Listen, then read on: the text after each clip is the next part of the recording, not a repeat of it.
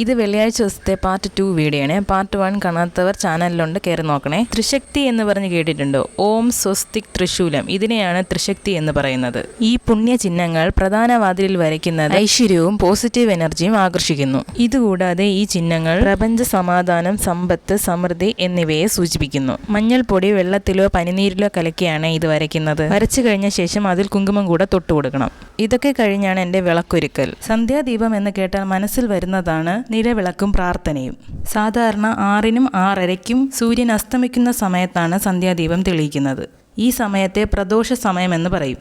വീട്ടിൽ ഐശ്വര്യവും സമാധാനവും വരാനും ദിവസം മുഴുവൻ അന്നത്തെ ക്ഷീണവും ടെൻഷനും മാറാനും മനസ്സിനെ ശാന്തമാക്കാനും സന്ധ്യയ്ക്ക് വിളക്ക് കൊളുത്തി പ്രാർത്ഥിക്കുന്നു. മാവിലത്തോരണം കെട്ടുന്നതും ത്രിശക്തി വരയ്ക്കുന്നതും വെള്ളിയാഴ്ച മാത്രമാണ്. എനിക്ക് പറ്റുന്ന എല്ലാ ദിവസവും ഞാൻ സന്ധ്യയ്ക്ക് നിലവിളക്ക് കൊളുത്താറുണ്ട്. അപ്പോൾ ഇന്നത്തെ വീഡിയോ ഇത്രയേ ഉള്ളൂ. പുതിയൊരു വീഡിയോ ആയിട്ട് വരാവേ.